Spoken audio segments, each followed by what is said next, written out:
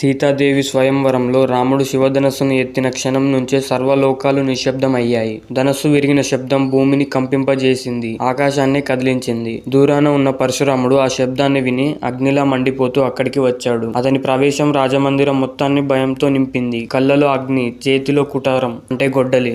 అతను యుద్ధానికి సిద్ధమైన రుద్రుడిలా కనిపిస్తాడు. జనక మహారాజు వినమ్రంగా రాముడిని చూపించి, ఈ యువరాజు రాముడు ధనస్సును విరిచాడు, సీతను గెలిచాడు అని చెప్తాడు. పరశురాముడు కొంచెం ఓపికతో రాముడిని పరీక్షించాలనే సంకల్పంతో తన వద్ద ఉన్న వైష్ణవ ధనస్సును ముందుకు చూపి, దీనిపై బాణం ఎక్కించి చూపగలిగితే నీ శౌర్యాన్ని ఒప్పుకుంటా అని సవాలు విసిరాడు. రాముడు మాత్రం చిరునవ్వుతో ఏ భయం లేకుండా ధనస్సును చేతిలోకి తీసుకున్నాడు.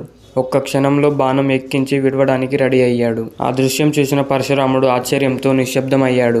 కళ్ళలో కోపం తగ్గిపోయి భక్తి పెరుగుతుంది. నువ్వే విష్ణు అవతారం, నువ్వే ఈ భూలోక రక్షకుడు అని నమస్కరించి మళ్ళీ తిరిగి తపస్సుకు వెళ్ళిపోతాడు. ఇలాంటి మరిన్ని ఇన్ఫర్మేటివ్ వీడియోస్ కోసం మన ఛానల్ సబ్స్క్రైబ్ చేయండి.